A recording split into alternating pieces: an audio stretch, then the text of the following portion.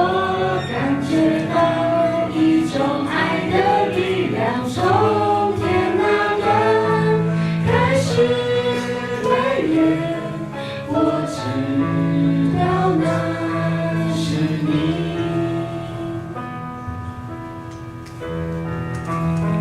或许都有一个小查理，有时候觉得自己样样不如人，觉得没有资格拥有幸福，或是抱怨所发生的每一件事情。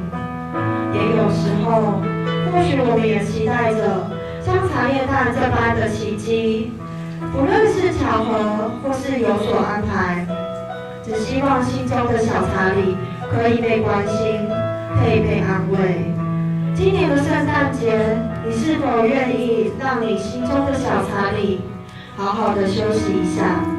不需要不切实际的幻想，也不需要继续漫无目的的寻找。只要你打开你的心，放下你的重担，你将会感受到前所未有的满足。你绝对不会是孤单一个人。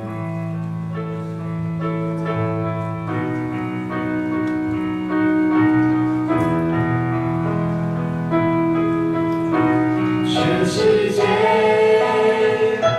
的盼望系在你身上，从永远到永远都要传唱你的降生。是为了我，是为了我们。